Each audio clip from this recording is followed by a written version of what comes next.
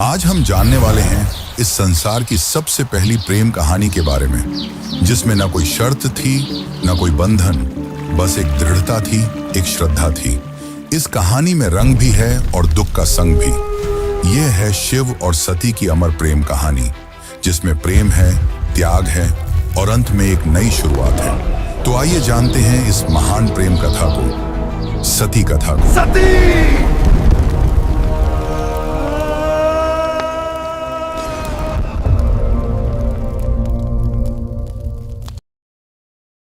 सृष्टि के आरंभिक काल की बात है, जब ब्रह्मा ने अपने मानस पुत्रों को रचा। उन्हीं में से एक थे दक्ष प्रजापति, अत्यंत बुद्धिमान परंतु उतने ही अहंकारी। दक्ष को अपनी योग्यता, अपनी शक्ति और अपने सृष्टिकर्ता के कुल से उत्पन्न होने का बड़ा अभिमान था। उसने वर्षों की तपस्या की और देवताओं से वरदान पाए संतान की प्राप्ति के लिए। उसकी यह तपस्या रंग लाई और उसे एक अत्यंत दिव्य कन्या की प्राप्ति हुई, वही जिसे हम आज देवी सती के नाम से जानते हैं। सती का जन्म किसी साधारण कन्या की भांति नहीं हुआ था।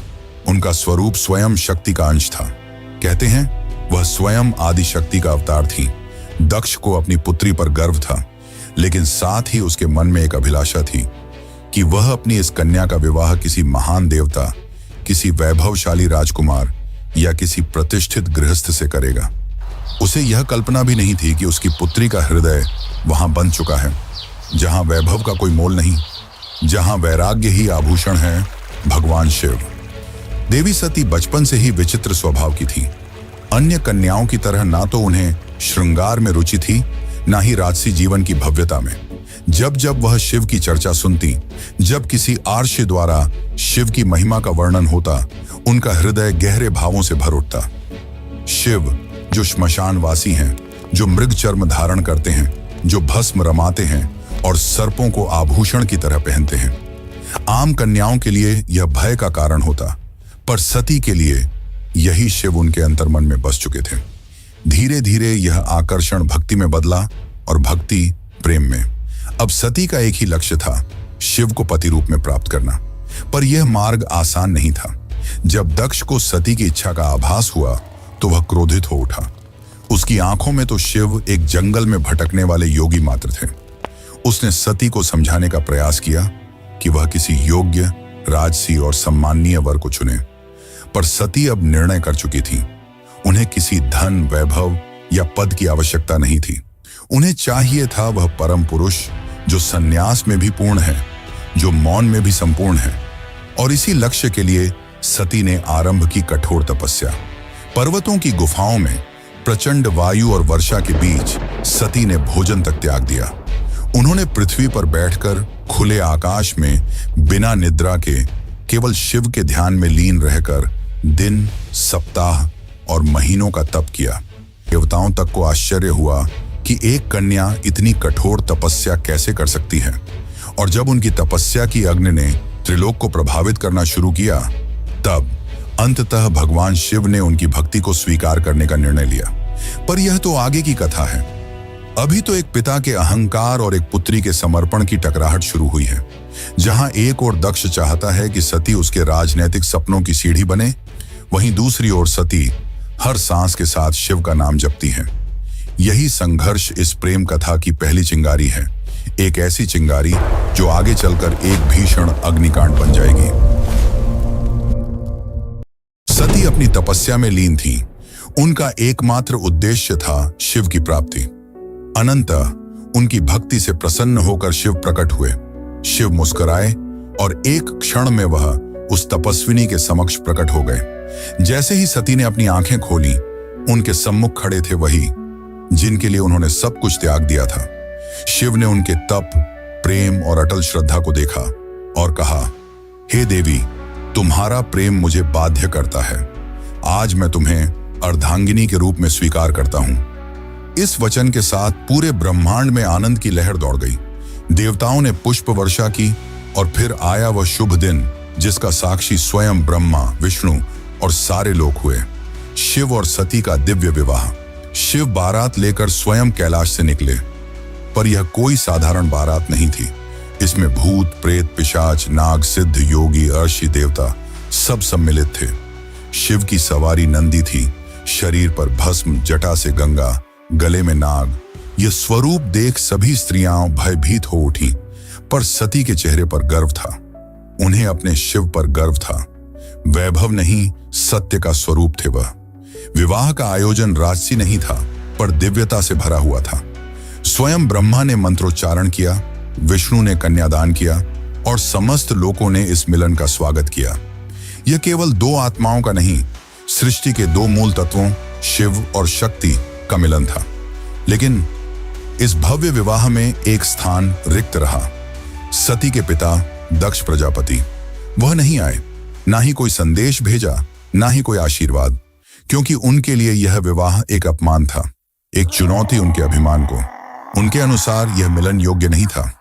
और यहीं से प्रारंभ हुआ उस अग्निकथा का बीज, जो आगे चलकर पूरे यज्ञ को जला देगा। समय धीरे धीरे बीतता है। कैलाश पर्वत पर प्रकृति की गोद में शिव और सती अपना वैवाहिक जीवन शांतिपूर्वक और आनंद से व्यतीत कर रहे हैं।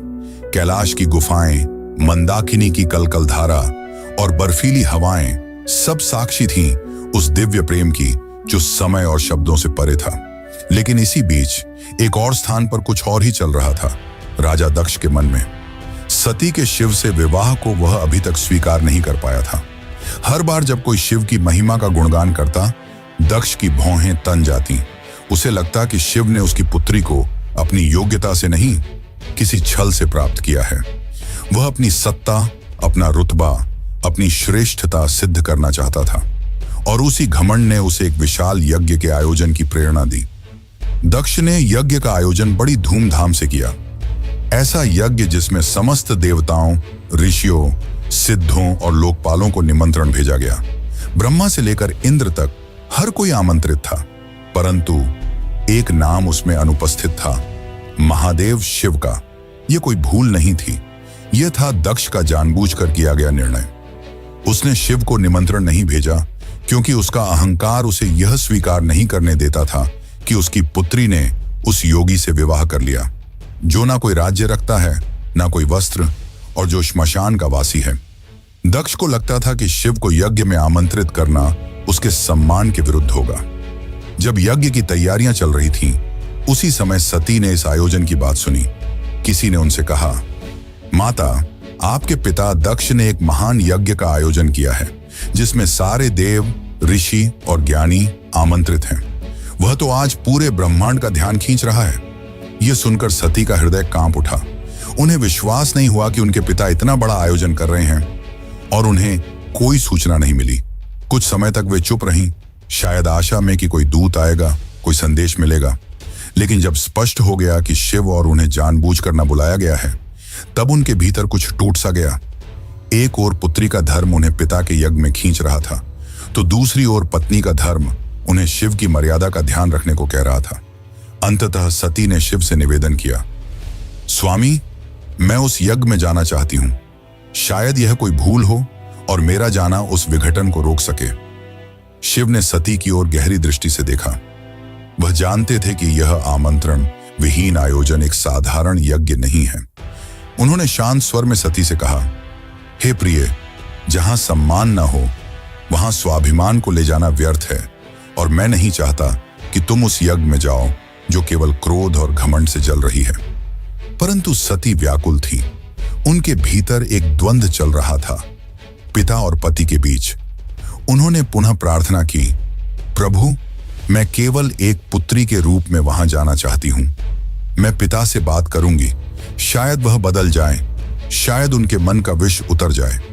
शिव ने इस बार उन्होंने अनुमति दे दी। सती ने कैलाश से विदा ली, अकेले, बिना किसी दूत या सम्मान के। वह एक बेटी थी जो अपने पिता से स्नेह की अपेक्षा लेकर जा रही थी, लेकिन उन्हें झांत नहीं था कि उस यज्ञ में उनका स्वागत नहीं, अपमान प्रतीक्षा कर रहा है। सती जब यज्ञ स्थल पर पहुंची तो उनके मन में उम्मीद थी कि पिता के नेत्रों में बेटी को देखकर कोमलता जगेगी, उनके मुख से स्वागत के शब्द निकलेंगे। लेकिन जब उन्होंने यज्ञ स्थल में प्रवेश किया तो सन्नाटा पसर गया। कोई स्वागत नहीं हुआ, कोई आसन नहीं दिया गया, जैसे वो वहां उपस्थित ही न हो। वहां बैठे देवताओं की आंखों में असहायता थी। सती ने पिता की ओर देखा, धीमे स्वर में कहा, पिताश्री, क्या आप नहीं चाहेंगे कि आपकी पुत्री भी इस पावन यज्ञ में सम्मिलित हो? दक्ष ने ठंडी हंसी के साथ उत्तर दिया, पुत्री, जिस दिन तूने उस नग्न भस्म रमाए श्मशान में विचरने वाले औघड़ को अपना पति चुना, उसी दिन तू मेरी पुत्री नहीं रही। दक्ष का स्वर ऊंचा हो रहा था और उसके शब्द जैसे शिव के लिए विष से भरे बाण हो। यह सुनकर सती की आत्मा कांप उठी थी। यह केवल अपमान नहीं था, यह शिव के उस स्वरूप का तिरस्कार था जो समस्त सृष्टि का आधार है। वे उठी, सभा की ओर देखा और बोली, तुम सब यहां धर्म की बात करने आए हो, यज्ञ की बात करते हो, पर जिस शिव के बिना कोई यज्ञ संपन्न ही नहीं हो सकता, उसी शिव का तुम अपमान करते हो। फिर उन्होंने आगे कहा, जिसे तुम औघड़ कहते हो वही काल का भी काल है। जिसे तुम श्मशानवासी कहकर हंसते हो वही मृत्यु से परे है, और जिसे तुम भस्मधारी कहते हो वही भस्म से मोह को जलाता है। उनकी आंखों में आंसू थे, लेकिन स्वर तेज था, ऐसा तेज कि स्वयं देवता भी सिर झुका लें। सभा स्तब्ध थी, कोई उत्तर नहीं दे सका, लेकिन सती का हृदय अब टूट चुका था। उन्होंने कहा, जिस शरीर ने आज मेरे प्रभु का अपमान सुना है, वह शरीर अब इस संसार के योग्य नहीं। और वे सीधे यज्ञ कुंड की ओर बढ़ी। वहां उपस्थित देवता उन्हें रोकना चाहते थे, पर सती अब कोई नारी नहीं थी, वह साक्षात अग्नि बन चुकी थी। उन्होंने अपने नेत्र बंद किए, शिव का स्मरण किया और अग्नि में कूद गईं। उनके चेहरे पर भय नहीं था, बल्कि एक शांति थी, एक समर्पण था जो पूरे यज्ञ मंडप को झकझोर गई। अब इस यज्ञ की अग्नि से वो तूफान उठने वाला था जो पूरे को तबाह कर सकता था। तो चलिए अब जानते हैं आगे की कथा। लेकिन उससे पहले अगर आपको वीडियो अच्छी लग रही है तो वीडियो को लाइक जरूर करें और कमेंट में लिखें, हर हर महादेव। कैलाश पर शांति थी, पर वह शांति तूफान से पहले की थी। जब भगवान शिव को यह ज्ञात हुआ कि उनकी अर्धांगिनी अग्नि में समर्पित हो गई, तो उनके हृदय में तूफान उमड़ पड़ा। आंखों में वेदना, मन में शून्यता और आत्मा में आग। ये वो शिव थे जिनका क्रोध ही प्रलय कहलाता है। शिव अपनी समाधि से उठे, उनकी जटाएं लहराईं, नेत्र रक्तिम हो उठे और सारा ब्रह्मांड कांप उठा। फिर अपने दोनों हाथों से अपनी जटाएं पकड़ी और उन्हें पृथ्वी पर पटक दिया। उसी क्षण पृथ्वी फटी और उस क्रोध की ज्वाला से प्रकट हुआ एक रूप, भयंकर, तेजस्वी और अजेय, वीरभद्र। वीरभद्र कोई सामान्य योद्धा नहीं था, वह शिव के विकराल रूप का अंश था। उसका शरीर अग्नि सा दीप्यमान था, आंखों में प्रतिशोध की ज्वाला, हाथ में तलवार। उसका प्रकट होना सृष्टि के संतुलन को डगमगाने लगा था। वीरभद्र प्रचंड गति से दक्ष के यज्ञ की ओर बढ़ चला। जिस दिशा में वह चलता, धरती कांपती, आकाश बदलता और देवताओं के हृदय कांप उठते। जैसे ही वीरभद्र यज्ञ स्थल पर पहुंचा, आकाश में अंधकार छा गया और वीरभद्र प्रकट हो चुका था। उसकी उपस्थिति मात्र से यज्ञ की अग्नि थर्रा उठी। वह बिना रुके आगे बढ़ा। पहले यज्ञ वेदी को तोड़ा, फिर वेद पाठ करने वाले ब्राह्मणों को हटाया। उसकी आंखों में एक ही लक्ष्य था, दक्ष। वीरभद्र के सामने कोई नहीं टिक सका। वह अकेला था, परंतु अजेय। उसके प्रत्येक प्रहार में शिव का शाप था और हर गर्जना में सती का विलाप। अंततः वह दक्ष के सामने पहुंचा। दक्ष अब भी अपने अभिमान में डूबा था। वह चिल्लाया, मैं यज्ञ करता हूं, मुझे कोई छू नहीं सकता। वीरभद्र ने उसकी आंखों में देखा और कहा, तू पिता कहलाने योग्य नहीं। आज तुझे उसी अग्नि में भस्म करूंगा जिसमें तूने धर्म का मजाक उड़ाया। और एक ही झटके में वीरभद्र ने अपनी तलवार से दक्ष का सिर धड़ से अलग कर दिया। पूरी सभा में सन्नाटा छा गया। देवता स्तब्ध रह गए। यज्ञ की अग्नि बुझ गई और पृथ्वी पर सिर्फ राख रह गई। वो राख जो अहंकार, अधर्म और अपमान की अंतिम परिणति थी। वीरभद्र शिव की आज्ञा पूरी कर चुका था, पर यह कहानी यही नहीं रुकती। अब आएगा वो क्षण जब शिव स्वयं यज्ञ स्थल पर पहुंचेंगे, सती के शव को उठाएंगे और सृष्टि में संतुलन डगमगाएगा। जब महादेव यज्ञ स्थल पर पहुंचे, उन्होंने सती के जले हुए शरीर को देखा। वह दृश्य ऐसा था जिसने स्वयं काल को रुला दिया। शिव ने धीरे से कंपाते हाथों से अपनी सती को बाहों में उठा लिया। उनकी आंखों से आंसू थे और फिर वह चल पड़े। शिव सती के शव को अपनी गोद में लिए पूरे ब्रह्मांड में भटकने लगे। उस विरह में जो पूरे ब्रह्मांड को भयभीत कर रहा था, ब्रह्मांड असंतुलित होने लगा। देवता भयभीत हो उठे। यदि शिव यूं ही विलाप करते रहे तो सृष्टि का संतुलन टूट जाएगा, प्रलय आ जाएगा। तब सभी देवता भगवान विष्णु के पास पहुंचे और उनसे सृष्टि को बचाने की प्रार्थना की। तब विष्णु ने अपना सुदर्शन चक्र चलाया। जैसे ही सुदर्शन चक्र चला, उसने सती के शरीर को टुकड़ों में विभाजित कर दिया। शिव कुछ क्षणों के लिए रुके पर प्रतिरोध नहीं किया। यह सृष्टि के लिए आवश्यक था। जहां जहां सती के अंग गिरे वहां दिव्य ऊर्जा फैल गई। पृथ्वी के वे स्थान शक्ति से भर उठे और वहीं बने शक्तिपीठ। ये कोई सामान्य स्थल नहीं थे। ये उस अमर प्रेम की गवाही थे जो शिव और सती के बीच था। ये थे वे स्थान जहां स्त्री, शक्ति, प्रेम, बलिदान और भक्ति सब कुछ एक साथ साकार हुए। कुछ स्थानों पर सती की आंखें गिरीं, कहीं उनका हृदय, कहीं उनके केश, तो कहीं उनके चरण, और हर स्थान एक केंद्र बन गया मां शक्ति का, जो हर रूप में पूजनीय हुई। कभी दुर्गा, कभी भैरवी, कभी भवानी। यही वे स्थान हैं जिन्हें आज हम कामाख्या, वैष्णो, ज्वाला, हिंगलाज और तारापीठ जैसे नामों से जानते हैं। इस प्रकार सती के वियोग से जन्मे ये शक्तिपीठ न केवल देवी के अंग हैं, ये उस प्रेम की शाश्वत उपस्थिति है जो आत्मा से आत्मा तक जुड़ता है। शिव अंततः हिमालय लौटे, पर अब वह ध्यान मग्न हो गए। वर्षों तक एक चट्टान की भांति बैठ गए, समाधि में डूबे। ना शब्द, ना गति, ना भावना, बस मौन और सती की स्मृति। काल की धारा आगे बढ़ती है, युग बदल जाते हैं, पर कुछ कहानियां समय की सीमाओं से परे होती हैं, और सती की कथा उन्हीं में से एक है। वह प्रेम जो अग्नि में तपकर शुद्ध हुआ था, वह विरह जो तांडव बन गया था। उस अधूरी यात्रा को अब पूर्ण होना था, पर यह कहानी यहां समाप्त नहीं होती। प्रेम का सफर यहीं पर रुकने वाला नहीं था। जहां अग्नि ने प्रेम का रंग दिखाया था, वहीं से एक नई दास्तान का पैगाम आने वाला था। सती के बलिदान से जो प्रेम जला था, वही आग पार्वती के रूप में फिर फलने वाला था। यह अंत नहीं, यह शुरुआत है। शुरुआत है एक अमर, अनसुनी और अनोखी प्रेम कहानी की। यह शुरुआत है शिव और पार्वती की। यह शुरुआत है एक नए युग की।